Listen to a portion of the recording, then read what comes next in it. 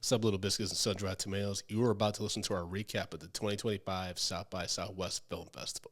Medium Popcorn had a great time in Austin, and on this episode, you're going to hear our thoughts on the festival itself, our reviews of the movies we watched, and our interviews with some of the featured talent at the festival. Be sure to subscribe and leave a 5-star review after you listen to the episode. And remember, you can also support the show by subscribing to our Patreon at patreon.com/mediumpopcorn.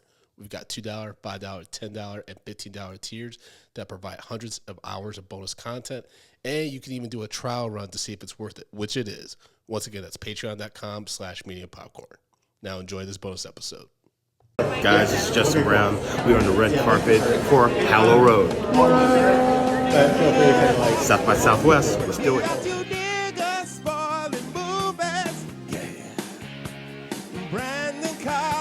That's me. And Justin Brown for your movie needs. Medium popcorn. Woo! You haven't seen it, well, we're gonna spoil it. Spoil it in your face. That's your warning. So if you get pissed, it's all your fault. Woo-hoo. We're going straight to South by Southwest. We're going straight to the Wild West. I'm Eddie Collins. I don't know Why how can't you can stay on a fucking beat? The Fucking tune beat. was so lost. Yo, you Listen. know how like Mustard has the mustard on the beat? We just gotta be like Brandon not on the beat. We're talking about Brandon on the beat all the time, especially in the sheets. All right, Yeah. again, I'm Eddie Okay. Collins. Oh, Guys, Just this who are is Justin you? Brown. This is Thank you. Justin And then- Brown, y'all. Obviously, folks, if you're listening, you know that illustrious voice of Tatiana. How you doing, Tatiana? I am okay. You know, been running around jet setting for the last Gosh. Mm-hmm. 7 weeks. Yes. So I'm glad to be Yes. home. Glad Yes. to have been able to participate in South by Southwest. Yes. That's right. The film festival. We went for the 2025 edition. We saw a lot of movies. So, folks, buckle in. We got a lot to talk about. We saw a lot of panels and things like that. There's a lot of dope stuff happening at South by Southwest this year.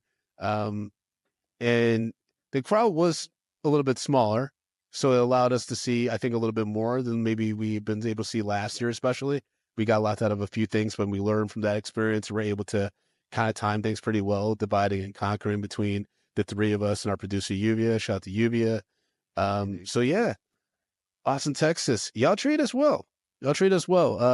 But the first thing we're going to talk about is Magic Hour. Mm-hmm. Who saw Magic Hour? I saw Magic Hour, Brandon. Magic Hour, it was a film with Daveed Diggs. You know, it's basically a couple. They're having some issues, so they go into the desert to work out their stuff. And there's a twist.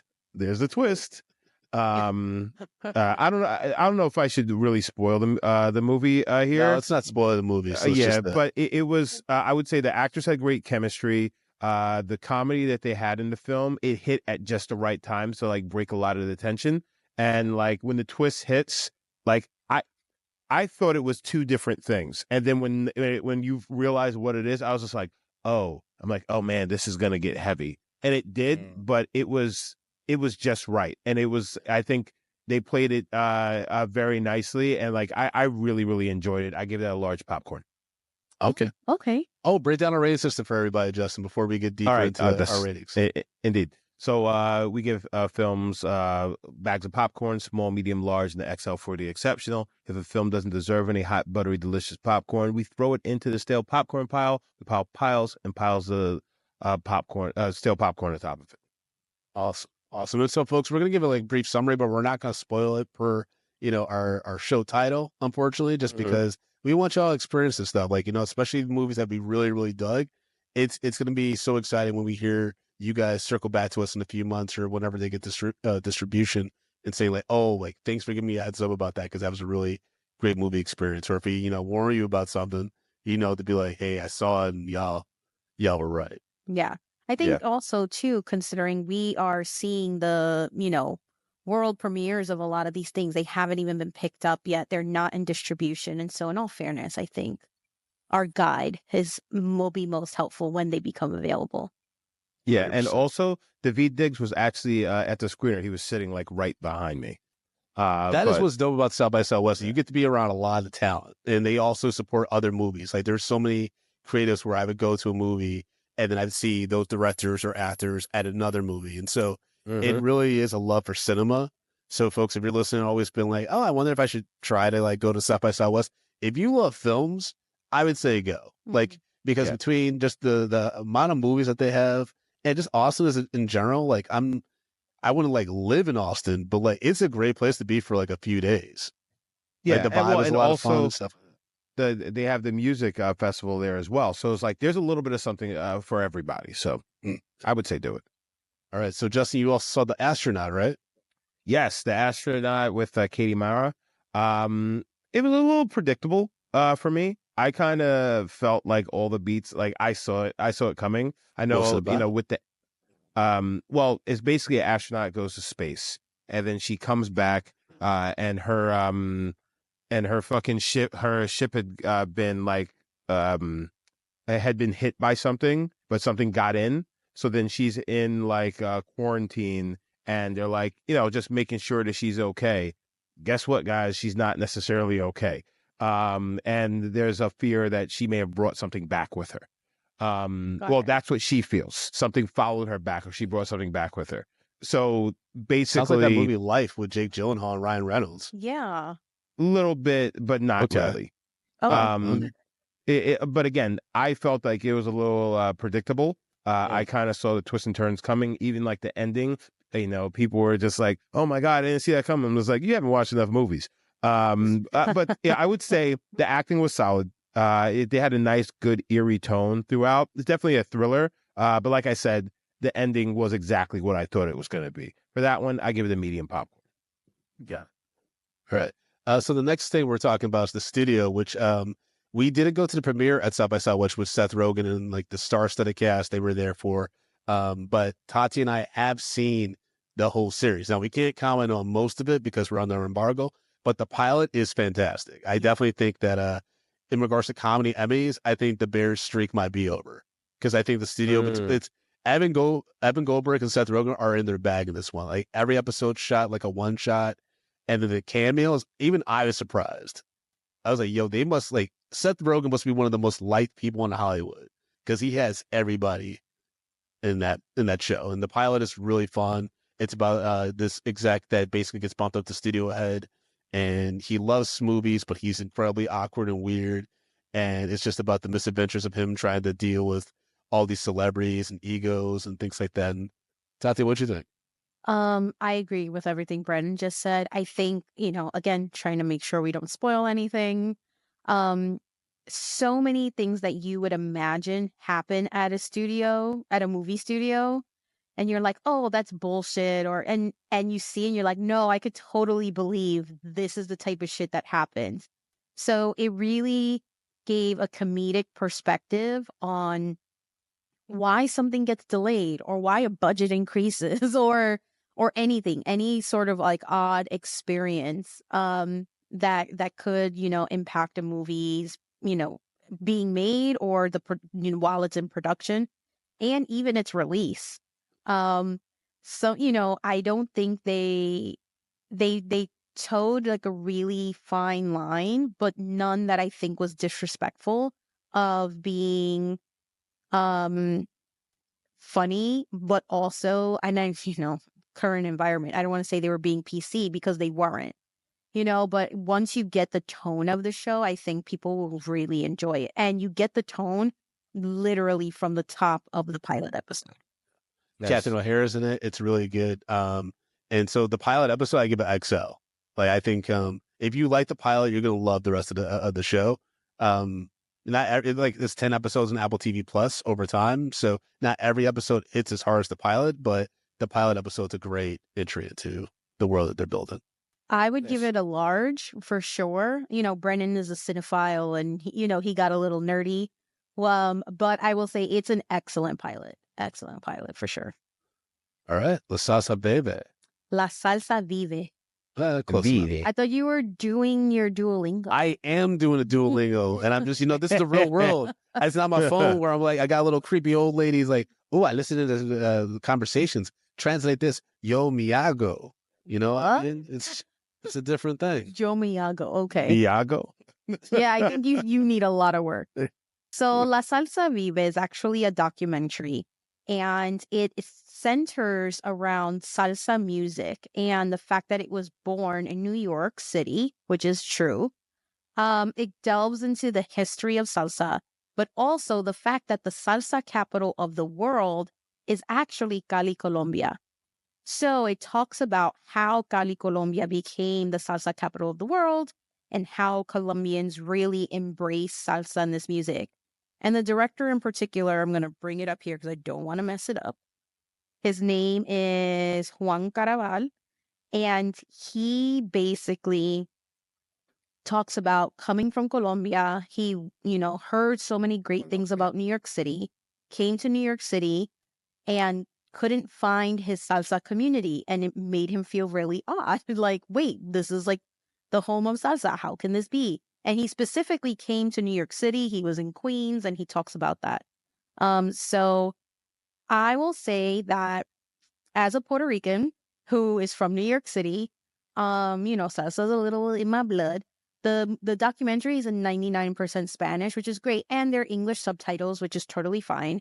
It features archival film and insights from salsa legends like Ruben Blades, Henry Fiol, Willie Rosario, quite a bit more here. They mention Celia Cruz and a whole bunch of like iconic salsa artists. So all of that to say, there was a slight, and I understand this is the director's perspective and experience, I found there was a slight hole in his documentary because a big part of the motive for him making it is because he felt like salsa was at its peak in the 70s, leading into the 80s, and he feels like in the 90s and the 2000s, salsa is dead. And I don't know where the hell he was in New York City that he thought salsa was dead in the 90s and 2000s, but there is a big gap where he predominantly stops in the 80s when he talks about salsa music, and he doesn't talk about the new modern salsa music from the 90s, etc. So with that, I am giving it a medium because there is some room for improvement. It is looking for distribution. It might change if it does become picked up and whatnot. But because of that hole, I do have to give it a medium. All right, there you have it. Justin and I saw The Dutchman. We saw the premiere of that, which is directed by and co-written by Andre Gaines, starring Andre Holland, Kate Mara, Aldous Hodge, who was they were all at the premiere, and Zazie Beetz. And y'all know how I feel about Zazie Beetz. We're going to show you some footage. He's bursting through his pleats. Y'all can go on YouTube and see the video of our recap, and you'll see the footage of the conference with Zazie Beetz in the cast, and just Lord. I FaceTimed Andre, and we had a movie. It was time to make a movie. So yeah, it all came together very serendipitously, but after years of hard work pursuing it and really working on it, and it turned out to be great. Did you guys like it? Did you like it?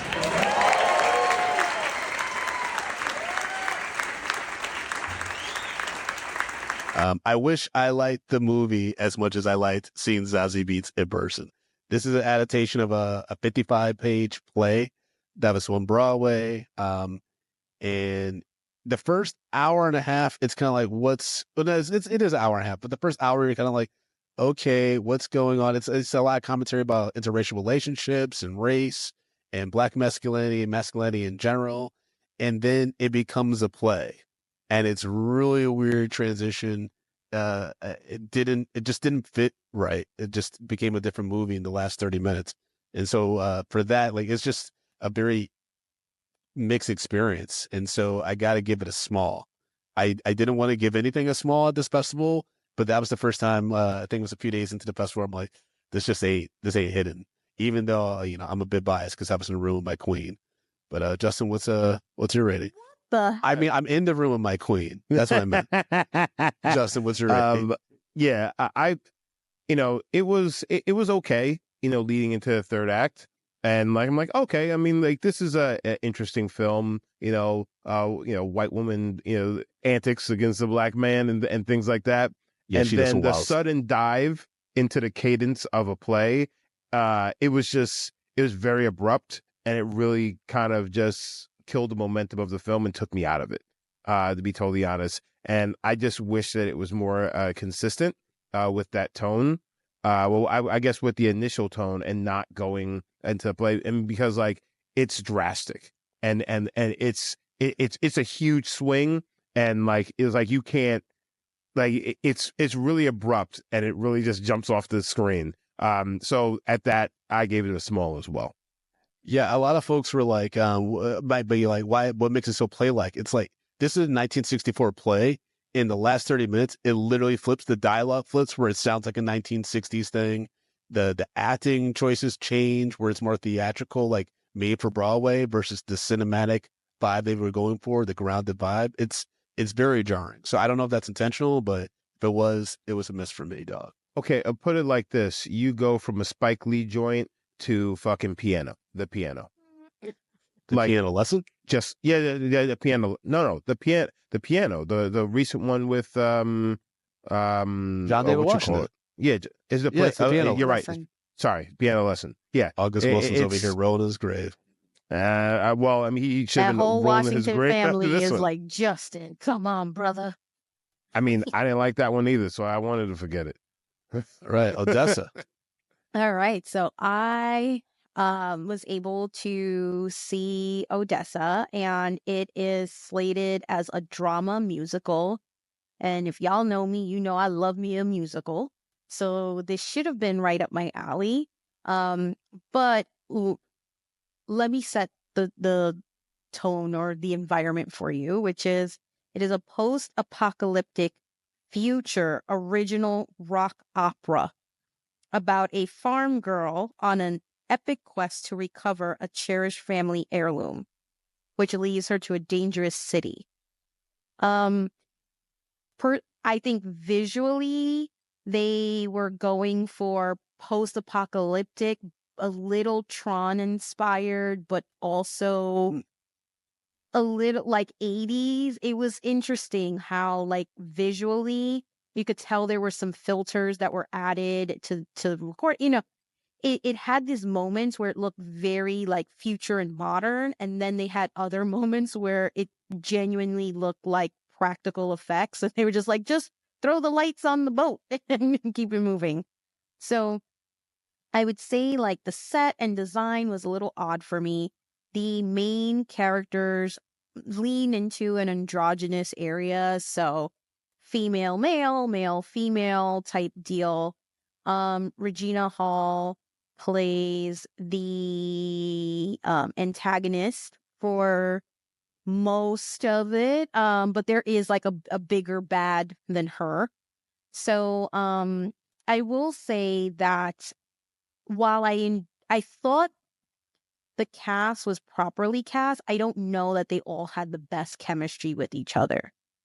And the singing was fine. It's all like original music. The director also wrote and helped compose the music as well. He's mentioned in his panel, his Q&A, being really like excited and inspired, and it's been 7 years in the making.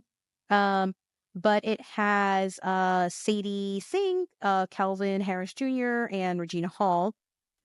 And unfortunately, it's getting a small for me. Damn. There is, I don't know, there's just something that's just not hitting right for me. But I want to say it's not the worst drama musical I've ever seen either. But the chemistry was really lacking. What did Regina Hall sing? Was she singing this? Sort of. Kind of, sort of, yeah. Okay, because if she could sing, I mean, it was like, I'm going to divorce my wife. You could sing too. I will tell you, Justin, if and when you see it, you'll know when that scene comes, and then you can make a choice then. Oh, no, it's going to be like Olivia Colman and Paddington 3. All right. Oh, a quick question. Sadie Sink, solid performance, though, because she just got cast in Spider-Man 4, probably as the love interest. So is she the next up-and-coming thing? I will say yes. Okay. I will say I do think I think everyone did a good job. It just was lacking. I don't know. I don't know if that's direction or something else. All But she sings in here. She plays guitar as well. Apparently, she's like a theater kid, so it works for her. right. Today, thank you for coming out. This is the world premiere of Odessa. We've been working on it for 7 years, so it's a big fucking moment for us. Really nervous. You're the first people that's really going to see this, so it's a thrill to be here. I'd like to bring out some of our collaborators on the film. My music partner, we wrote all the songs and did all the music for this. I'd like to bring out Jason Binnick.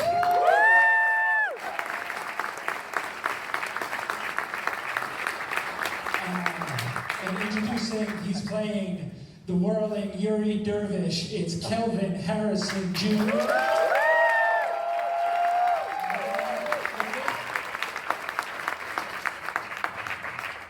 The toughest lady in a leg brace, playing Neon Dion, it's the awesome Regina Hall.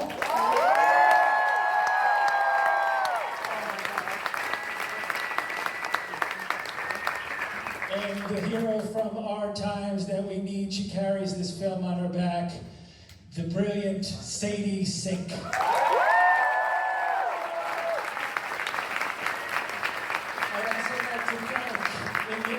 I really love my husband. Oh, well, I also saw this too, and so it is about a married couple who decide to go on a late honeymoon a year after they were officially married. And the bride is just clearly just not really doing her best in the marriage. And so she thinks that this honeymoon will be a reset. They go to this island off the coast of Panama, and they encounter an expat who has taken up, made this island her home, or their home, I should say. And in the process, they wind up getting in a little bit of a sexual kerfuffle. Sex. And the wife is convinced that this is going to fix her marriage. So you kind of just go through the motions of everything the husband's trying to do to really accommodate the wife, the perspective of the wife, the experience of this third, person as well. And I will say, obviously, as a married woman, there were moments where I get it. Like, part of the marriage, there's just things that, happen or you say, or things that you're like, oh, the way you chew your food really annoys me. Okay. Tell us. However, Tell us. However, I was team husband the whole time because I was like, oh, this wife is a bitch. So I will say this is, while would I watch it again? No, I don't think so. But I want to be fair. Will I watch it again? No. Do I think there is an audience for this, and it's made for like a niche market, and the niche market is just bigger than my personal taste in like music and entertainment, or movies and entertainment, I should say. Yes. So I think this will be relatively, successful when it does get released. I think it could have been a little bit better. My biggest gripe with it is the main characters are all white and they go to Panama. And so every person of color is in a role of service. And I'm like, come on, we're still doing this. Okay. Yeah. So with that, it is also, it's going to get a small popcorn, but it is teetering on a medium. Oh, okay. Small popcorns, a lot given up today. Justin, Tough room. You and Tatiana saw Death of a Unicorn. Oh yeah. I wish I was there with y'all, but I had to cover some stuff. But what was y'all's experience? You make it seem like you were doing some wild shit. I told the audience, we were divided and conquered, so we were all over the city and stuff like that. Had a good presence at the festival this year. Death of a Unicorn. So this one we're getting Paul Rudd and Oh my God, why am I forgetting Ortega. her name? Thank you very much. Will Poulter. Come on, man. I didn't even see it. Nigga, I want to hush see your it so face. bad. Hush your face. So, it's basically taking a trip because he was invited by his boss, bringing his daughter kind of as a prop in a way. And then we go to Crazy Town pretty quickly in this one. And I got to say, I found this to be fucking hilarious. Yeah. Like, there's not much that you can say that won't ruin much. But I really, really, really enjoyed this film. Also, Tia Leone's in this as well. Yeah, shit. It's yeah, like it's one of those comedies that you don't want to miss, and like the absurdity is just. I'm giving it an XL. I'm giving it an XL. Like that's how much I love it. I give it an XL. I was gonna say, you know, this is becoming like a tradition for Justin and I. We wind up in a big premiere together, and so you know now it's our date once a year. Mm-hmm. I'm the third in your marriage, Brandon. But I will say, it's all right. Paul and I are going to Chi-Chi's next week. if you can find one. Good luck. They're in Jersey. But I will say honestly, everybody in the principal cast just did a spectacular job. And it is like fantasy, thriller, and this is definitely one we're trying not to spoil, but it is worth it. If you can see it in a movie theater, please go see it in a movie theater. But if you have to stream it at home, you will have an awesome time. Justin and I have an odd sense of humor, so we often laugh at parts that the rest of the audience isn't laughing, so we sound like crazy people. But we're also laughing at them at the like times that they're intended to be funny. So because it has that pocket of unintentional funny even takes it over the top even more. So Death of a Unicorn definitely gets an XL from me. Wow. And also, I just got to say this. I was also really fucking tired when we saw this movie. And this shit woke me the fuck right back up. Okay. I was really tired. You know, it was some long days, but like this one stood out immediately. Solid. Nice. Well, I was probably at the biggest premiere of the festival. Not to stun on you niggas, but Yumi and I went to the premiere of The Accountant too, which apparently had Matt Damon in the audience. Of course, Ben Affleck and John Barenthal, who are stars of this movie, were there. The director,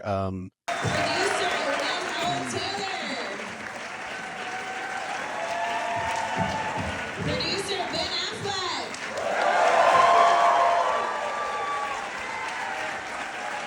And cast John Bernthal.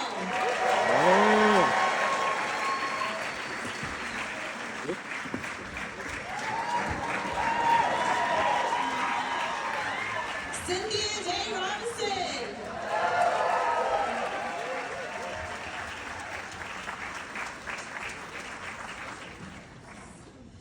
And Daniela Pineda. And Allison Robertson.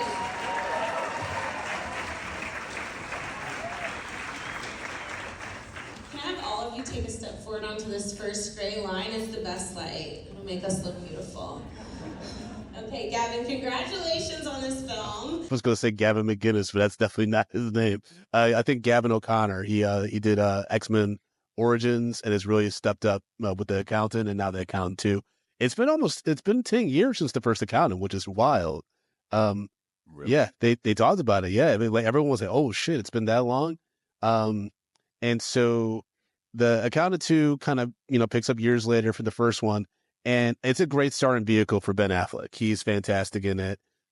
It's a representation of the neurodiverse community, the disabled community. I think is really, really great. There's even more of that in this. It's almost superhero-esque in the way that they incorporate some of the young folks that are from the school that, the accountant like funds and stuff like that. John Barenthal and Ben Affleck have great chemistry. It is a different movie than the first one, I would say. It's not hardcore action like the first one was. There's some good action scenes, especially the beginning, but then it kind of becomes just like more a gunplay and a buddy comedy between Ben Affleck and John Barenthal, which makes it more than worth the price of admission. It's going to be released on Amazon Prime, but again, like if you could go to a limited theatrical release, I would encourage that, just because we need to support more movies like this that are mid-budget, like $50-60 million fun action movies that have, represent specific communities without it being, too forced. And like, it's just a good, fun popcorn movie. And John Barenthal is fucking awesome. Like the crowd lost their mind when he came on screen. Like he's got something cooking, man. I mean, he's been cooking for a while, but I think between this and like being in a Nolan movie and stuff, I think he's about to get to another register. I'm excited to see what he does. So I'm giving the movie a large. Not the most original or creative film, but I had a lot of fun watching it. And there's a cute cat daddy moment where there's a cat involved, and the men are not afraid to put down their hardened exteriors and let this cat into their lives and into their hearts. So I love that. It's Keanu all over again. I was not a fan of the movie, but yes, you gotta love cats. Government Cheese. Yes, so Government Cheese is actually a TV show that will be premiering on Apple TV, I believe. And we got to see the first 2 episodes. And so it is, the showrunners are Aisha Carr and Paul Hunter. And so it is a surrealist family comedy set in 1969 in the San Fernando Valley. And the family that it centers around is mostly because the dad has been away for some time. If you know what that means. And he's coming back, I should say, and he wants, to change his life. As we all know, the 60s really are about like the space race and just, advancing ahead of Russia in all the ways in the Cold War. And so it really centers on what, companies are leading into the future and how you can contribute in that way. So there is an interesting, strong family dynamic on TV. It is, I would say, the comedy was unexpected for the level of comedy. I didn't know what the show was really going to be about, so it made me be like, yes, when we get home, we need to finish it, because it, like I said, the unexpected comedy really sort of took me out. But it's still a family show. It centers around a family, and then all of their neighbors and friends and things of that nature. But I want to say David Ayalo. He is the primary character, and I think he's also like an executive producer on it. He was super lively at the Q&A and everything like that. So hopefully we'll be able to drop that video of him introducing the show. Very special guests. We'll start with David Oyalamo.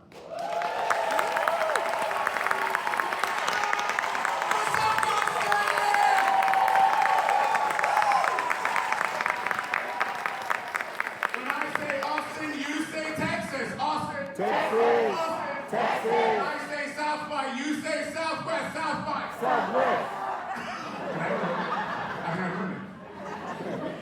If you guys thought that was a very cheap way for an Englishman to ingratiate himself to an audience, you would be right.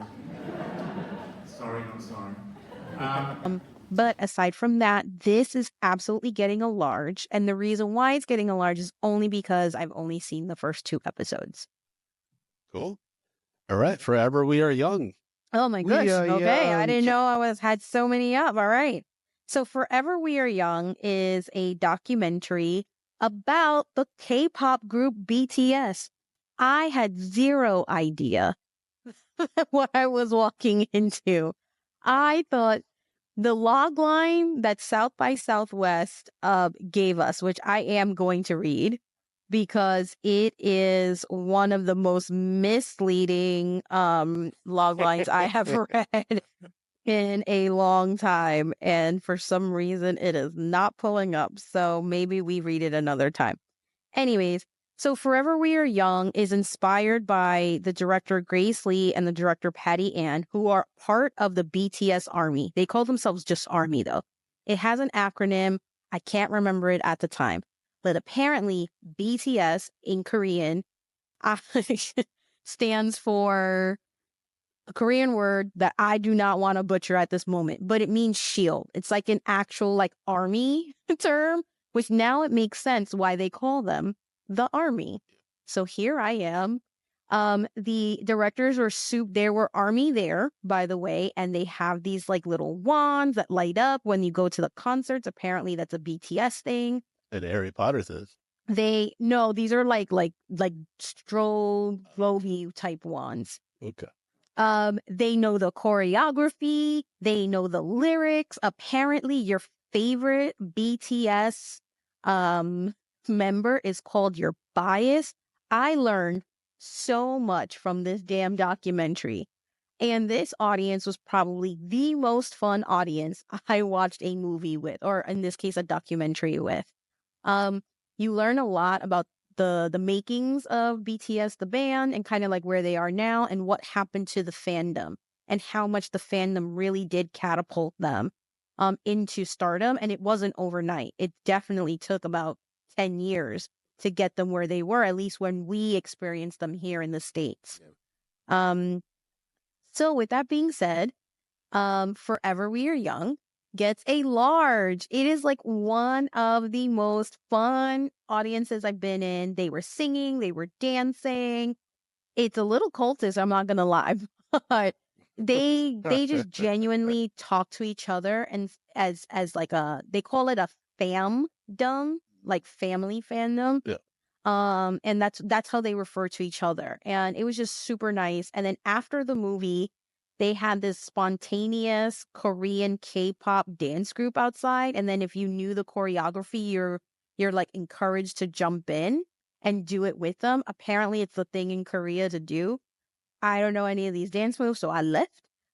But you know, the fact that was even something that they had and they were really encouraging was super, super fun, super nice. And I'm not gonna lie, I might actually listen to BTS in Korean because apparently them lyrics slap when you translate them. Yeah, I'm sure they're better than the American ones where they're like, oh, party's at a break of dawn. It's like, you don't party at all. You like 12. Well, apparently. I don't know any of those songs. You know butter, smooth like butter. You know that. There's a brother that's part of the army, and he talks about how he thought people were going to judge him, and that BTS helped him come into his own. And he's like 40 something, and he was like, I am army, like I ride for BTS. So, you know, Brandon, you might want to. Yeah, maybe I'll join the army, you know. I'm always trying to get my, dancing moves fresh and clean. There is some discord, though, about Dynamite and Butter. So, just. Dynamite's fire. I always have that in my rotation. All right, we all watched Holland, which is a thriller that takes place in Holland, Michigan, starring Nicole Kidman, Matthew Macfadyen from Succession, and Gael Garcia Bernal, who's one of my favorite Mexican actors of all time. They had advertisements for this all in the vehicles at South by Southwest. They're really promoting the hell out of this thing.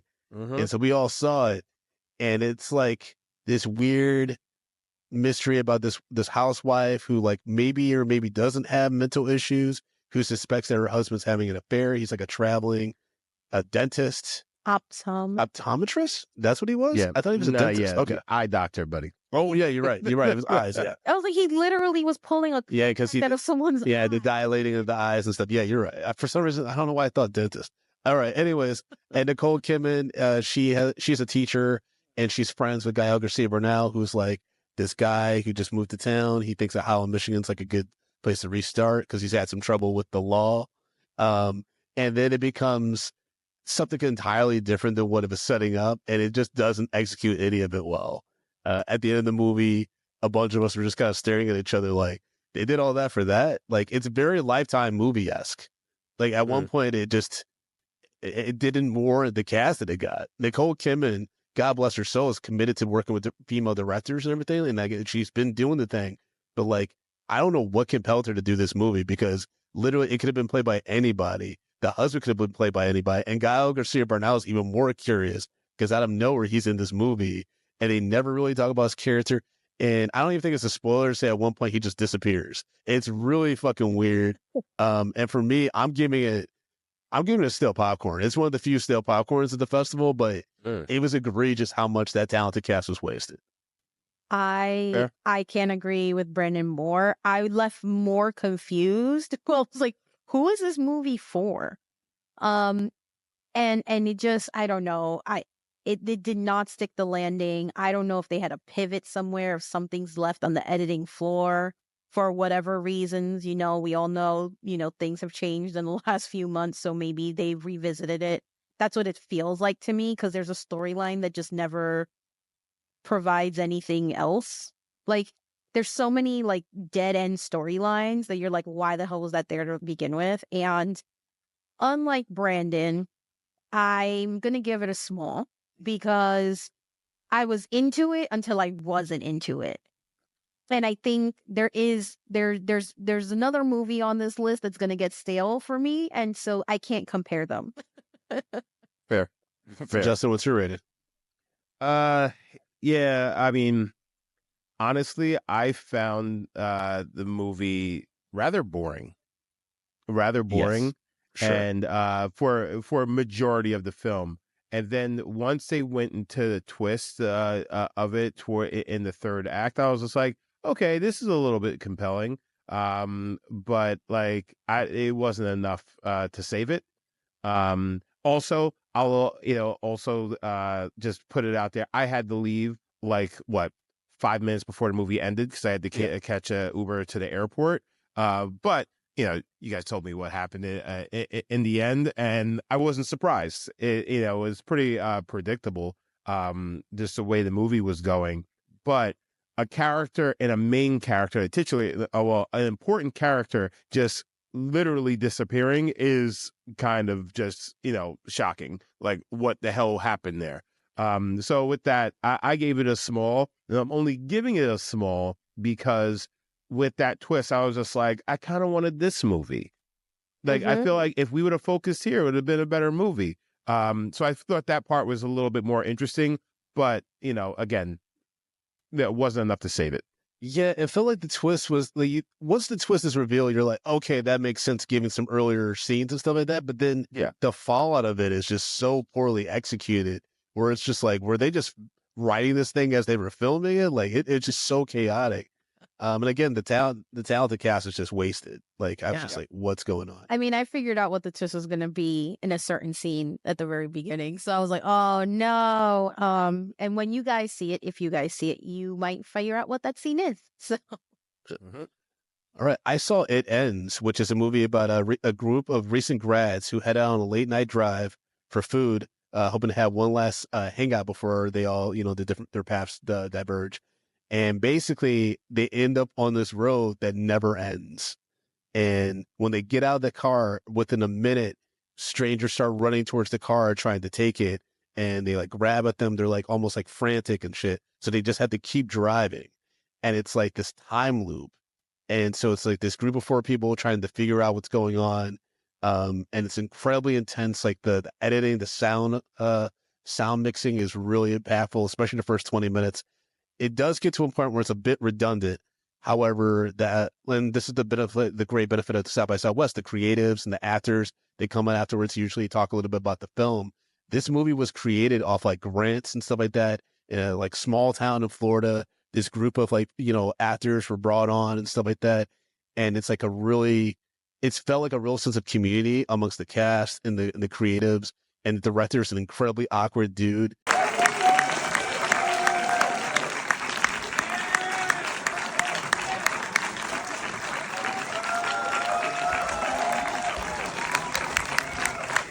But like, this is his idea, and it's original as hell, right? It's for me, I thought I was so like, even though it doesn't quite stick the landing, I thought it was such an audacious idea and such an interesting take on it, that and he's taking these unknown actors. The director's also unknown. I believe his name is Alexander Ulam, and I was very, very impressed with how intense it kept up. I thought the character arcs made sense. I thought just for unknown actors, there's some that really shine to me that I was like, oh, you might be cooking with something here. Hopefully you get some other opportunities. So for that, I'm going to give it a large. It's not a perfect movie. and there's definitely a lot of work that needs to be done, but I was very into it. It was a lot more intense than I expected, which was unfortunate because I had just taken these like microdose shroom weed drinks that they gave out at the festival. I wasn't just going on the street, folks, and drinking this thing. So He was going on the street, He's going on the street. Niggas a drug I didn't have no microdose shroom. Well, you didn't. They had plenty of cans. I don't know why you didn't try it. It was fun. The last thing I wanted to do is trip balls in Texas. I mean, it was really. It made the movie very intense. This All ain't right, Texas. All right, so we also, Brandon and I saw Drop, which is, go ahead. Yeah, it's a crime thriller about this young woman who is going. She's a single mother. She's going the first date in years after an unfortunate abusive relationship, and it's about like she's setting up her sister to babysit her son, and she goes on this date, and she starts getting these airdrops on her phone during the date, where basically at first it seems like kind of like playful, and then it becomes very threatening. And at one point, and this is in the trailer, where it's like you need to kill your date. And so the whole thriller mystery part is them trying to figure out who's sending the airdrops, potentially why they're sending the airdrops, because we don't know why, who, what, when, where, how she was selected. And so everyone is a suspect on this date, and so many moments that were really tense, and it's mostly shot in one room, which really adds to that effect of like, oh shit, like. And then you have the added bonus of technology, right? And just how much it's really supposed to make our lives easier. In this case, it's actually torturing her, not just her cell phone, but the ability for it to be cloned. They can see into her house. She can see what's happening to her son and her sister. And just all of these things sort of compiled together. The director was Christopher Landon. He did Happy Death Day and Freaky. He was supposed to do Scream 7 until the whole fall with Melissa Barrera. And then the lead actress is Megan Fahey, who was in season 2 of White Lotus. She was the wife of Theo James's character. So you all know, if you know who that character was, you're like, oh yeah. But it's a completely different character. I thought it was a really good starting vehicle for her. The guy she's playing off of is Brandon Scanar, which I've never seen him in anything. Tati and I talked about how we kind of wish that could have been a little bit more diverse choice for the love interest. I actually was thinking like a Jay Ellis or something like that, or even Mason Gooding could have really killed that role and brought the same kind of gravitas and, sex appeal and stuff like that. But, I'm not in charge of casting. However, I did really enjoy the movie. It's a great popcorn movie. It's a fun thriller. To be honest, you can kind of figure out who's doing what. Quickly. If you pay attention, but also, we review movies. So once you figure out a formula for something, it's pretty straightforward. But I will say I was a little upset we didn't have popcorn. Of all the movies, this was a good one. This is probably one I would watch again and like pick up on nuances because, and so I think given the circumstances, the acting from the protagonist is spot on, if not, I don't know that anybody in that situation would have done things differently than the way that she does it. And it really makes you question, like, oh shit, like if this were me, like what would I do? And because of it, I am giving it a large, teetering on an XL. I know Brandon hates when I do that, but I do think there was a moment that we could have explored more with the date and / or other characters that were in the room. I'm giving it a large as well. I really had a lot of fun, and I actually tweeted at Christopher Landon and said, like, this is your best movie. And he responded like, thank you so much. I'm like, yeah, you were cooking with this one. So I'm looking forward to seeing what he does next. And maybe if he can read a Brandon Collins script, he can do that movie. And please help me welcome back to the stage director Christopher Landon.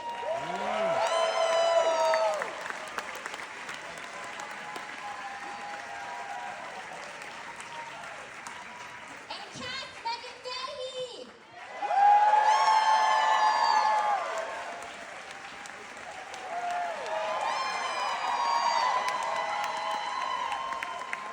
And Brandon Scanar.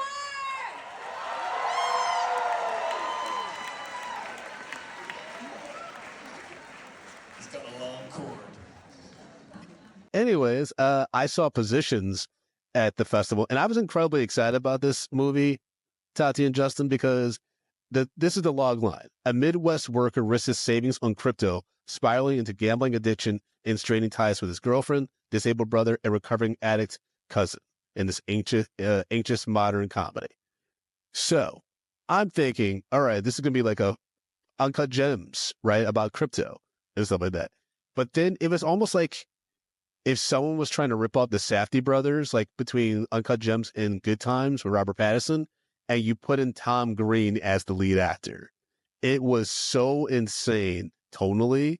It was all over the place. And it literally has a mentally challenged brother that's similar to Good Time. Like there's so many things from Safdie brothers that like this guy, the writer director took that was so blatantly like obvious, and he did nothing new with it except just put it in a Midwestern Western setting, that now that I'm actually talking about it and thinking about it, it was actually really frustrating. Because I think that the cast was talented. It's just they were given a disservice because, well, the lead is insane, but I think that's the direction he was given. Because I saw him at several screenings afterwards, like not for this movie, but other things. He's completely different than that guy. So I'm like, oh, this is like an acting choice. I don't know if it's a conversation between him and the director, but it really was like if Tom Green starred in Uncut Gems. It was really unhinged at times. And because of that, I mean, but it also was a little creative. And because of that, I'm going to give it a small, because there was some good representation of the Midwest struggle, of drug addiction and things like that. There's pockets of the moments of the movie where I'm like, oh, there's something interesting you want to say about cryptocurrency and things like that. But it didn't go enough deeper into character development that warranted any of the actions that were happening for the main character. The consequences didn't quite make sense. And like most people who talk about crypto, they don't know what the fuck they're talking about. It just sounds like a scam. It's revealed to basically be a scam. The ending is earned though. The ending is earned. But it was just an incredibly frustrating watch. I'll say that. This was a small, and I'm only giving a small instead of a stale popcorn because, you know, it did do something different. And I do appreciate that. Like, even if you don't execute it well, if you give me something that, in regards to, and when I say different, even though I just said it's a Safdie Brothers ripoff, what I mean is you're trying to talk about something that a lot of people don't yet understand, and that's cryptocurrency and how addicting that can be. Because you see this guy spiraling with the easy access of all the stuff on his phone, right? They don't go deep enough into that, but it hints at something that could have been really cool. And so for that, I'm giving it a small. Because I really wasn't trying to give anyone stale popcorn at this festival. Like, it takes a lot of work to do this shit. But like, there was a lot of ways where it could have been better. Now, Slanted, this is my second favorite film of the festival. Yeah, this one sounded crazy. Just a log line was crazy. Dude, this is an intense drama about this teenage Chinese girl. She came to the country when she was 7. She lives like in this like kind of small suburban town with her immigrant parents. UVA just pointed out it won the audience award at the festival. It's Get Out meets like Mean Girls, and it's not a spoiler. It's this Chinese girl that basically feels alienated from her mostly white community. She's kind of embarrassed to be Chinese, and she deals with a lot of identity issues with me and a lot of people of color who at this screening identify with. Like, it's very authentic in representing that. She's given an opportunity to turn herself white, and she goes through with it. And she's told like, yo, this is permanent. And so the second half of the movie is literally the character's played by a blonde white girl, McKenna Grace, who's actually going to be in Scream 7. And the actresses in this movie were fantastic. The Amy Wang, who wrote and directed this movie, she has a very promising future. If this movie is picked up by a strong distributor, I think, at least in the independent film circles, it's going to do very well.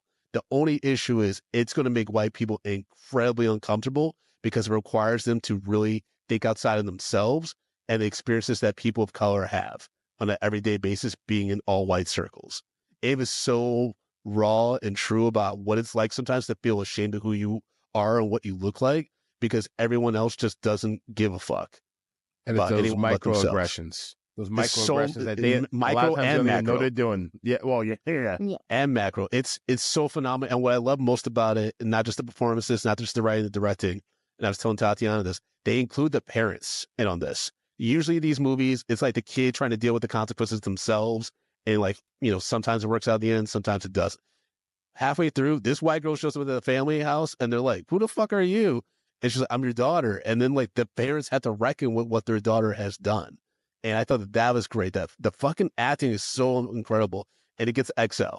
It gets XL. It's one of the best movies I've seen in recent memory. Like I haven't been this floored from a movie from a film festival, Justin, since Coda. Oh, really? that's yeah. Because I remember when I first saw that, I was like, bro, this is this is fucking huge. This is gonna be huge. We were in on that one. Yeah.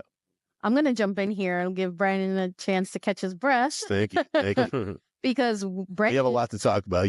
Brandon and I saw New Jack Fury. I'm just gonna read the description. Wanted to love this movie, Justin. Wanted to. It's the 80s. Dylan Campbell is a straight-edge undercover police officer working to take down a powerful crime organization called the Styles Syndicate. However, Dylan is fired before doing so. A year passes. Campbell has a new life, a new girlfriend by the name of Tanisha. Unfortunately, she's kidnapped by the syndicate, and Campbell must save her. He reluctantly gets help of a small-time crook named Hendrix Moon, and Moon's arch-rival, a mild-mannered moonwalker named Leslie Kindle. Will Dylan find his sweet thang, Tanisha? Will he be able to also take down the syndicate? Can Moon and Leslie go the entire length of this film without killing one another? Yep. I have a feeling. I have a feeling there's some cooning going on. Dude, it was so coonery. It was so much coonery. At first, like it starts off strong. The music, the look at first, you're like, okay, this is interesting. This is different, right? And then you realize that it's just nothing but nonstop coonery in front of a green screen with like 80s aesthetic. It's so bad. Justin, when you see how it looks with them walking around this terrible set, and it's supposed to be like a movie of the week. That's how it's like portrayed, right? Like on UPN or some shit. And No. It's like something like, not do UPN like, all right, because in 2025, I don't even know if this would make it on Tubi. it's really bad. And then they have How commercials the fuck in make it in between. the festival? Dude, I have no. I think just some white people saw it and were like, oh, this is funny and different, because we were surrounded by black people. And this is no offense to the Dutchman and stuff like that, or the creatives of all these movies, right? We just give our honest opinion. This movie bombed. Like it went from like people being excited and laughing at the first 2 minutes to like quietly bombing for like another hour, because it's a very short movie. It's very short. But it was just like, I remember there's a brother next to me who does a movie review podcast. We'll hopefully be able to collaborate in the future. We looked at each other at like 20 minutes in, like, yo, they had a fake commercial about the Kool-Aid Man. You know what I mean? Like, it's wild. And so because of that, I went for the best movie. Like, luckily I saw Slanted after. But yo, this is the worst movie of the festival. I'm so sorry, because I don't want to do black creatives like this, but it was really bad. So this gets stale popcorn. Yes. Tati. Brandon said all the words because what I have is not nice. And I'm not trying to do that to one of our people, because you know what? Kudos for you having an idea, raising the capital, getting it done, getting it in a festival. But when you do shit like this and you put it out, that's how you keep stereotypes alive. They had a brother who looks like Michael Jackson. His name is, in real life, this is his job. His name is Michael Trapson. And he is the best actor in this whole movie. And he looked like that at the premiere. Like, we saw him before the premiere, like several days, and he was looking like Michael Jackson. And then like there's just scenes where he's just doing like the crotch grab and stuff like that. It's so weird. So I don't know how many stale bags of popcorn we have put on a movie. Whatever the highest number is, just double it. And that's what this gets. And I'm just going to leave it there because I got to talk about something else. The making of Curtis Mayfield. So I'm the documentary person whenever we do these film festivals. So I saw the makings of Curtis Mayfield, and it's her, the music artist, Her. It is hers directorial debut. Oh. So with that being said, apparently There's another like co-director or producer that's part of this that was intrigued about making a documentary about Curtis Mayfield, and her did an interview at some point or post winning an award. I don't really remember. When she won the Oscar. And she talked about the artist that inspired her. And in the next day, there was a write-up and they omitted Curtis Mayfield. And she was very vocal about being like, you shouldn't have taken him out because he's actually one of the more prominent figures of my musical inspiration. So because she was so vocal on that, this person reached out to her and was like, hey, how would you like to partner with us to do this documentary? And then they eventually asked her to be the director. And so this documentary is not a typical documentary in the sense of so-and-so is born and then this happened to them and this is what inspired them, or this is how they stumbled into this thing, and here are all the people they worked with, and here are all the missteps they took, but they're better, you know? She takes it from the perspective, and it really does circle around her. Literally and figuratively. The artist. The artist, her. I know it's hard. Like what inspired her, how Curtis Mayfield really became a staple, not just in her household, but essentially her style and how she presents music. And then she interviews other artists and what Curtis Mayfield means to them and how they were inspired, et cetera, et cetera. So the other artists that are included, run the gambit. There's plenty of people in it, but it runs the gambit of like John Legend and Dr. Dre and Mary J. Blige. And you can really see how emotional these people get when they talk about Curtis Mayfield and his music and like them seeing their parents, what that meant to them. And so the inspiration is there. I enjoyed it. I did find occasionally there was a lull or two that I was like, okay, where are we going? And because of that, I'm giving it a medium. Not too bad. Yeah, but still good. I mean, if you like music and, that's your jam, then this is one you're not going to want to miss. Like you just mentioned, you did end up collaborating with some incredible talent in this film. How did y'all decide who you were going to work with and to reach out for their own, experiences and inspirations?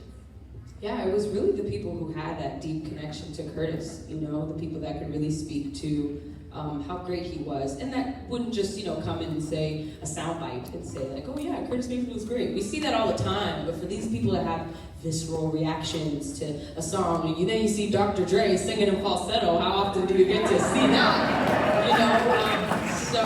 And then you see Mary, how, like that was not staged. She was getting so emotional talking about her father and how Curtis Mayfield spoke to that family experience and that family dynamic. So they really brought him to life in this film. I got to offer our listeners a quick correction. I said that Slanted was my favorite film of the festival. It's my favorite drama. My favorite film of the festival is what we're about to talk about, which is Friendship. And I hate the fact that I didn't get to see this. I'm so mad. Paul Rudd, Tim Robinson. Tim Robinson's going to be huge after this movie. If A24 does it right, I haven't laughed this hard in a long time. It is so fucking weird. It's basically a single white female, but with Tim Robinson and Paul Rudd. And Paul Rudd's right there with him being weird. Paul Rudd's game for being weird as fuck. He does some really wild stuff. But dude, like the audience, like it was 11 a.m. on a Tuesday. The audience was in stitches. Like we were having like a great time. Tim Robinson is so out of pocket in this movie. And it works because he also has the sad face. So it's like you see the loneliness in this character, but also the insanity in his dark, dark eyes. And it is a star-making vehicle. Like people, if you love his show, if you love Detroiters, things like that, you're going to love this movie. If you have no idea who the fuck Tim Robinson is, I think you're going to love this movie. How fucking dare you?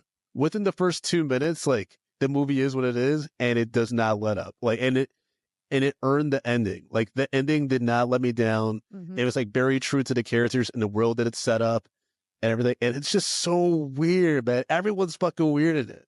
But I would say it's it's weird, based in truth, right? And it's absurd, but it's based in truth. And it was like you can see how things play out the way they do. And I mean, this was funny. People were laughing even when things weren't happening. They're just laughing at Tim Robinson's face. It It's was kind of just mean. like it's a little mean, but Yeah. they were just like the camera would pan across the scene, and people were like, we were like, what the fuck did we just miss? But I will say that we laughed a Can't stop. whole lot. Can't. A whole lot. And I know you had comparisons like between your favorite movies. Yeah. I will say that this and Death of a Unicorn are really neck and neck for me. The humor is very different though. So, you can't really compare, but this is definitely getting an XL. Yeah, XL for sure.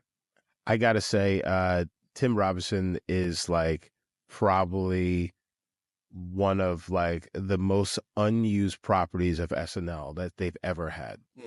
He Yeah. like because he's a guy who should have blown up because of SNL, and like I don't think that they really knew who the fuck that they had on their team, their squad, because he was something different. He is something different. I've been watching the Twitters like.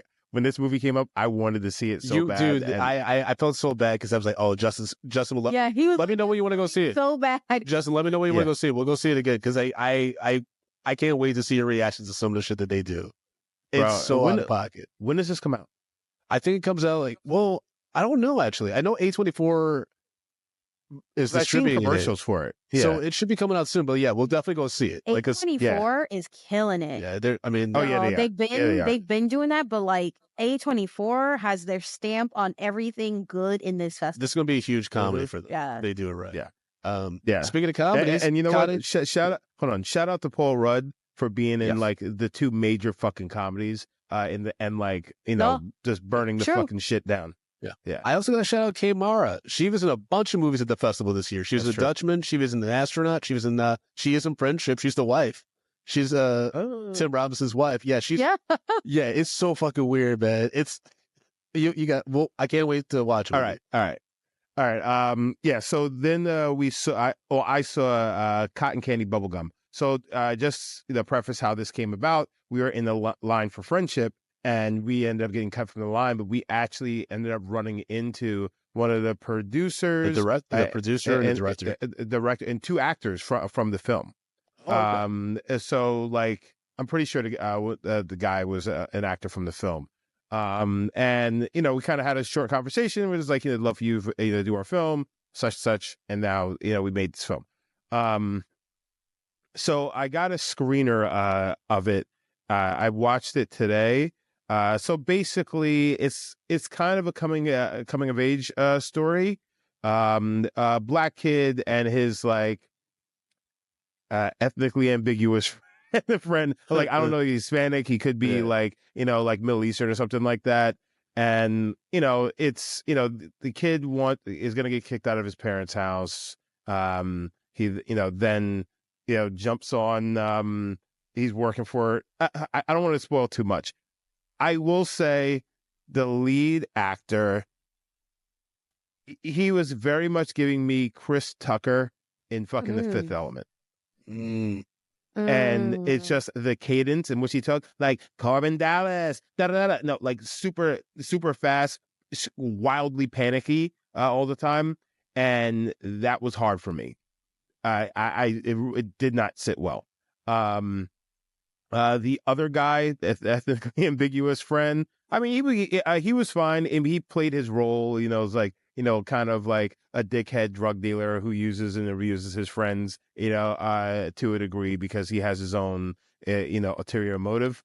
Like everything was kind of right on the nose here. But in all honesty, the lead was really killing it for me.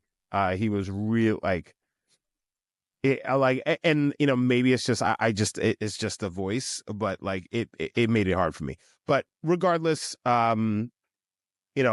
obviously we got black creators doing their thing, and I think the movie actually looked pretty good. You got a dude from fucking he played Suge Knight in a bunch of fucking films. He was like one of the main characters in this. Had a nice, the movie wrapped up pretty well. But I'm going to give this a medium. I'm going to give it a medium. Okay. I do think, you know, like if I was just going off the lead actors, you know, that cadence, it'd probably be in the stale popcorn pile. But like the rest of the film was decent enough, you know, to bring it up. But like again, it's just that panicky energy and like that high pitched squeal. It came off a little like, you know, kind of 90s. You know, and not the good part of the 90s that we really enjoyed. Okay. I assumed with the title like Cotton Candy Bubble Gum, it would be something of a sugar rush. So I'm not. Yeah, I mean, and like I don't want to ruin anything, so like I'm not going to go into why it's named that. But like, yeah, it was, you know, it was just, yeah, like he gave me a headache. He gave me a headache. Oh no! Like a sugar rush would. Okay. Okay, Tati. Okay, Tati. All right. So, the Hallow Road. Last Hallow Road Road review of this festival. So this was my favorite drama. Okay. Well, I mean, this is a thriller, a drama, drama thriller. So basically, parents, they get a call that their daughter was in a car accident, actually hit someone, and she's like out in remote somewhere, and so they rush out to her. She's like maybe 40 minutes away, and then obviously there's a lot of things revealed about the family, revealed about the daughter, revealed about the family. Like this whole film takes place in the car for the most part, except a few bits. I thought that this was absolutely phenomenal. Just the lead actors just murdered. They murdered this entire film. They just, they really held the script very well in your attention. Super intense. It was very tight script. It was captivating from the moment they stepped in that car and to the end, and even at the beginning, when he did some like shots around the house, it really painted the world, and you knew that some shit had gone down, and we're just like on the tail end of that, and then boom, we just go right to fucking 1,000. And there was some really cool voice acting that they had in here as well, which I don't want to spoil anything. But then we had the Q&A with the director and one of the actors, and they told us that this was done in, I believe, like 17 days. 17 days. Wow. and such, but like it really came out well, and like, yeah, there's a really solid film, really solid film. Rosamund Pike is the lead, right? Yeah, and Matthew Rhys was the for the Americans. Got it. Yeah. All right, well, folks, that's our movie overview. We watched a lot of movies, I believe 22 in total. And so, Media Popcorn out here representing Austin, Texas, and letting y'all know what to look out for. So hopefully y'all enjoyed hearing that. And we did get to check out a few panels. Yubi and I checked out the Last of Us 2 panel, which had the whole cast. The trailer that they showed us has since been released publicly, so we were only be able to clout and stun on you regular folks for about 24 hours before it got released. But the whole cast was there: Pedro Pascal, Bella Rose, and all the supporting cast was there. What did you call her? So her last name is Rose? I know it's first name is Bella. Pretty sure it's Ramsey. Oh, Ramsey. You're right. She's very Irish. Like her accent was really thick. I was like, oh, that's an impressive American accent she's got there. But yeah, Yubi and I got to watch it in the packed out room. It's probably the biggest panel that I saw at the festival. It was the biggest panel for sure. It was even insane to get into that panel in general. That's right, everybody. Yuvia is joining us to talk about panels because Yuvia saw a few panels herself. Yes, I'm here. So we'll talk about the Last of Us panel. I'm not sure if you were able to watch the rest of the panel since we were running all over the place, but it was kind of lackluster for me, to be honest, because of the spoilers that they were trying to avoid watching or like revealing the entire time. There's just a lot of them being cautious of what to say. There was no opportunity for the audience as well to ask questions. So it was okay once you got over like the whole cast being there and the trailer and everything. It just got kind of a little slow for me on that point. Yeah, it's challenging because if you played the game, you know all the things that are coming, and honestly, audiences aren't ready.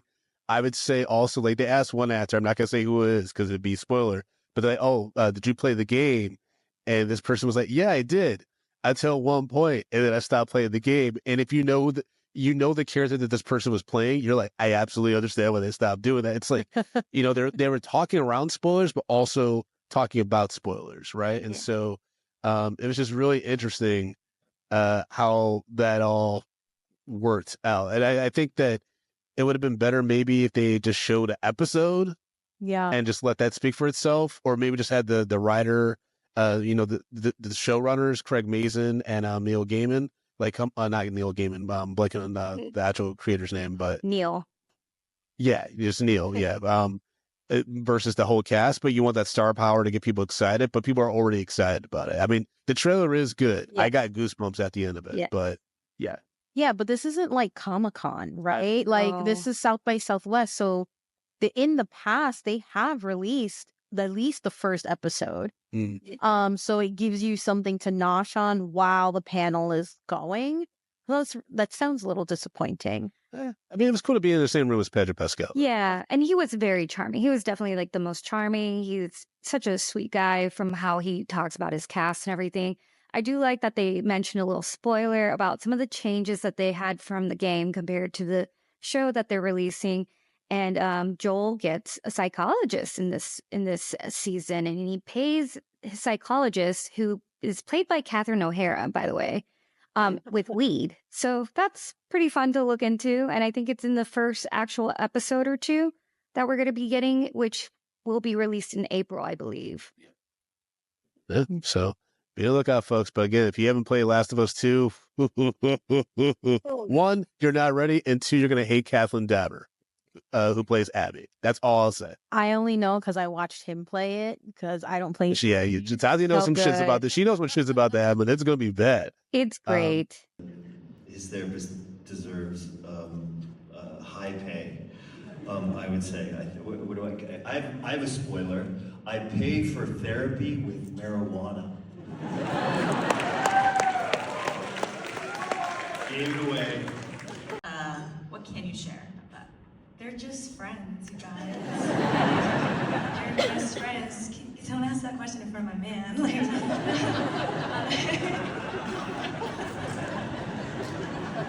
So many dark days on such a dark shoot, and all I had sometimes was your company. So I thank you. Very precious to me. That's well needed. Yeah. It's great. But you saw the Death Stranding 2 panel as well, right? So we'll go more into the video games. Yeah, Death Stranding 2. I don't know if you guys played the first one. I haven't, but after attending this panel, because I really wanted to see Kojima in person because he is crazy, but in a creative way. I really want to play the first one now. I've heard, polarizing reviews from the first one, but now with the second one coming out, the trailer is insane. I don't know how to even explain it. If you watch it, you don't even know what you're getting dived into, but I want to play this game. It's amazing. He also, if you guys are into Metal Gear Solid, there's definitely a part in the trailer, which is 10 minutes long, by the way. There is of all those games and everything like that? No, of just that Death Stranding 2 coming out, which it is being released in June, by the way. So it's coming out. There is like a nod to the whole, Kojima debacle with Konami, I believe, where he had the whole Metal Gear franchise. And there is definitely a character who looks just like Snake. There's other things from Metal Gear that are in Death Stranding. So I love that. I love that he is still like kind of peeved about all that, but he made his own game and it's doing great. He has a lot of merchandise. I think there's a collector's edition coming out too in the next week or so. But it was great. I loved it. It was fun seeing the cast. Troy Baker's in it, who plays the voice of Joel in Last of Us 2. So it was great seeing that. I was shocked of how empty it was at first, but it got packed and it was a great panel. If you're into video games, definitely check it out. Check out the trailer. And I mean, I love the panels. I think I was definitely focusing on that this year compared to the year before. And it's kind of interesting how next year they're going to be doing the panel section somewhere else because I believe they tore down the convention today since, that's in the news and everything. So I'm interested. Wait, they tore it down today? I believe that's what, they're tearing it down this week or next week. Sorry, not today. Sorry. Oh, yeah. Well, the festival's I was like, the festival's still happening right now. I'm in a different As of this time recording. zone mentally from South by Southwest next week. Yeah, folks, we're all tired. We literally like on our end, we were hitting the road at 9 a.m. and I was coming back at like 2 a.m. stuff. Justin and Tati were coming in like around 11, 12, but they were some late days at this festival. Yeah, and stuff.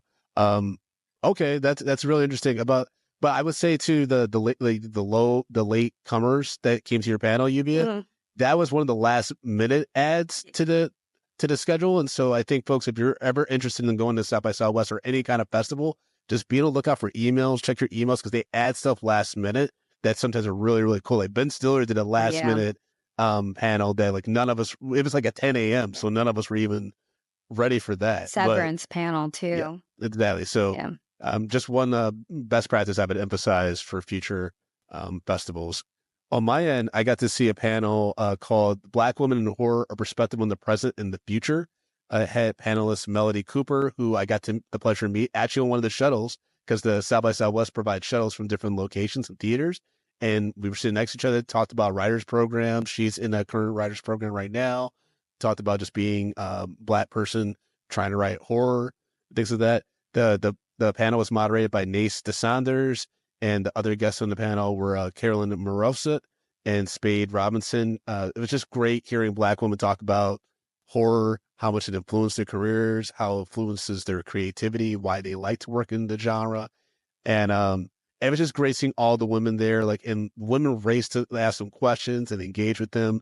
And I had a question I wanted to ask, but I was like, this isn't for me. Like, you know what I mean? Like, I'm enjoying being here. I'm enjoying being present.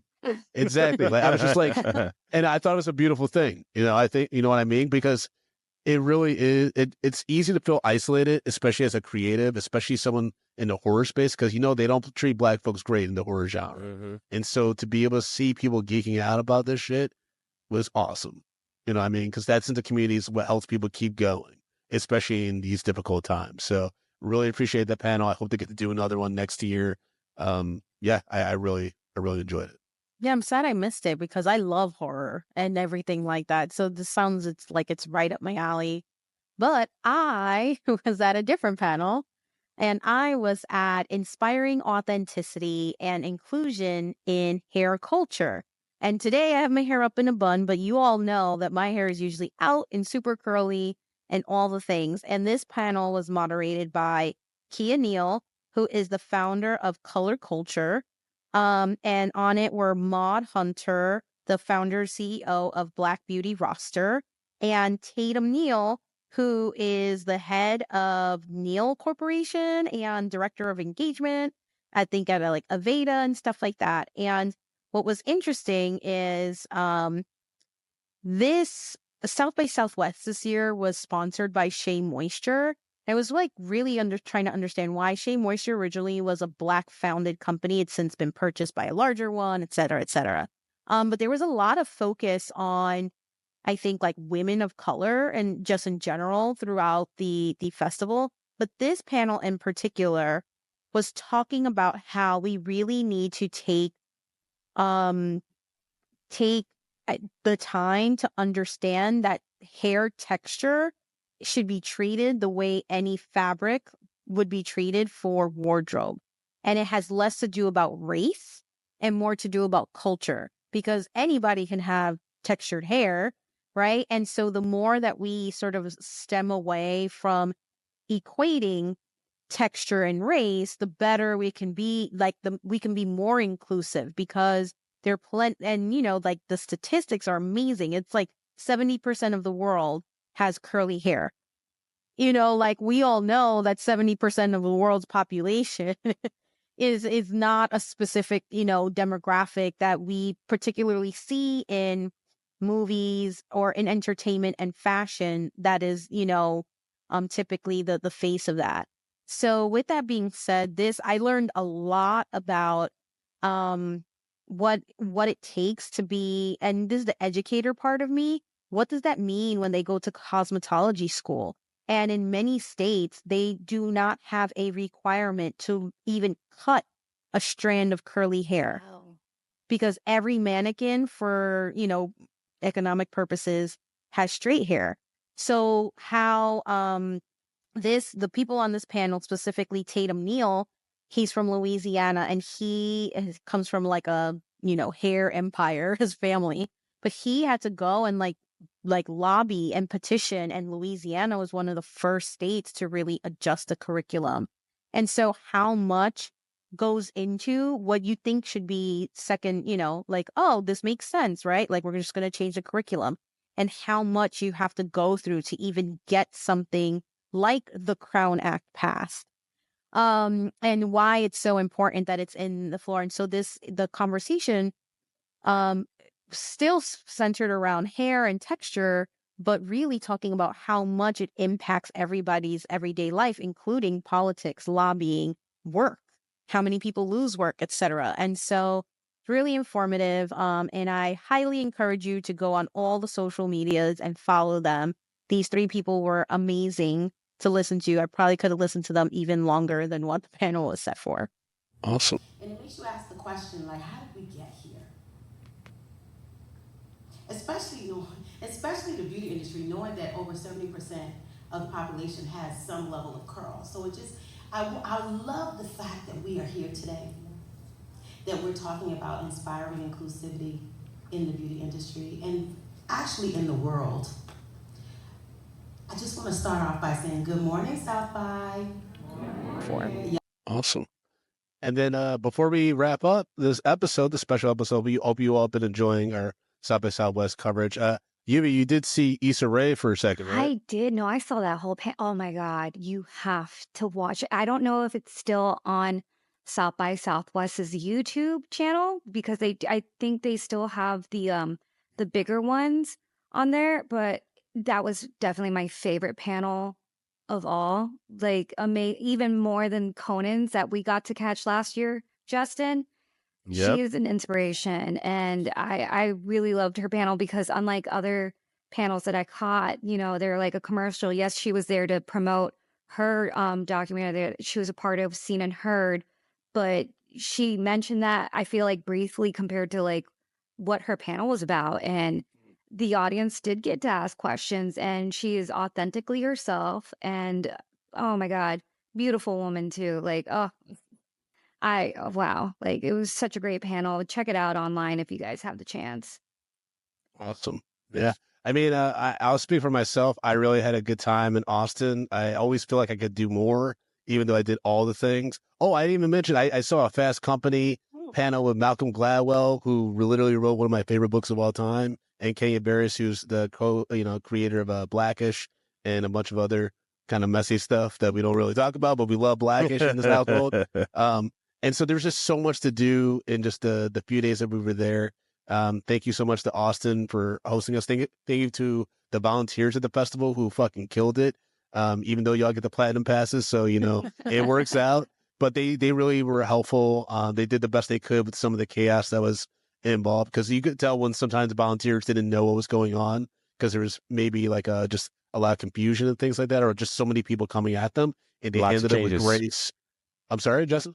And lots of changes. Yeah, Yes. lots of changes and stuff like that. But I will say, outside of one screening, the friendship screening, which that was just, that's just happenstance, because, there was some confusion about where Justin was supposed to stay in the line. Yeah. I got to see everything that I wanted to, except for Death of the Unicorn, but that was just logistics wise, right? Yeah. But everything, like, even no matter how long we waited in line, we got in, which was awesome. So, yeah, I had a really good time, but I don't know if you guys want to say anything else before we do our plugs. Yeah, I Listen, feel like every year we go, we get better and smarter on our approach.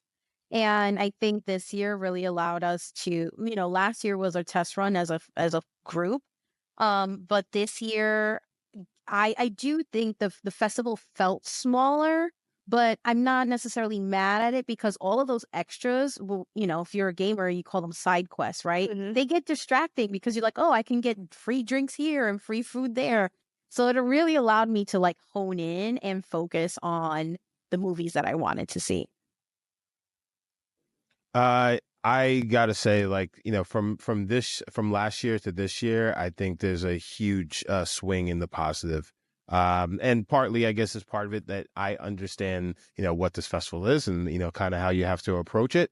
And I saw a lot more than I had an opportunity to see last year. And I think part of it was because the crowds weren't as large as they were for last year's festival.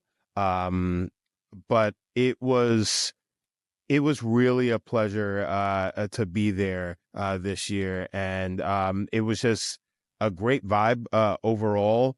Not saying it was last year, but it was, like I feel like I really got an opportunity to connect with a lot more people this go around. And it was just a super enjoyable festival. And like the movies were great. I mean, the app was a little glitchy, but I mean, it is what it is. But, I would say overall, A+. 100%. All right. Well, folks, as always, I did do Doug Loves Movies for the festival. I didn't win, but I represented y'all pretty well in the first act. Can I add? No. You have to do plugs. All right. So, folks, you can follow me at Frodo_Blackens on all social media platforms, basically Threads and Instagram. That's where I'm at. Medium P Podcast on everything, mediumpopcorn.com for all your Medium Popcorn needs, our Patreon, links to our merch on TeePublic, all that good stuff. Support the show. Leave a 5-star review in your favorite podcast application. Yuvia, how can people follow you? You can follow me at MakeItYuvia _ underneath all that. Boom, boom. Justin, how can people follow you, baby? Guys, you can stop calling me baby. Guys, you can follow me at JBrownDid on all the social media platforms. Tati, how they can follow you, baby? You can follow me at Boricua Collins on Instagram. That is the only place you can find me right about now. But I will say you'll see a little bit more of me on representing Medium Popcorn. Oh, okay. I was like, where are you going to be popping up at? And and Justin, baby, stop calling me baby. Stop calling me baby. All right. Well, folks, we appreciate y'all listening to this bonus episode. Hope y'all had a good time listening to about our experiences at the festival and the movies and panels and TV shows we got to experience. And if you haven't signed up for Patreon, patreon.com/Medium Popcorn, help us out so you can support us when we go to the next festivals. Okay. We got $2, $5, $10, $15 tiers. It all comes to help the show. Help us, help you. And spread the word. Tell your friends. Yeah. Tell your mamas. Tell your babies. Right, Justin? Yeah, okay. I'll go upstairs and tell Lennox. You gotta listen to me. I'm going. He'll look at me and he'll shit himself. All right, Joe. On that note, peace. Bye. Peace.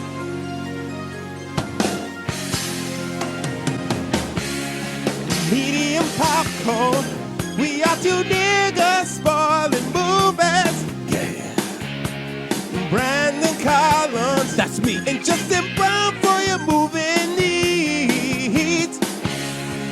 Medium popcorn, woo! You haven't seen it, well we're gonna spoil it in your face. That's your warning. So if you get pissed, it's all your fault.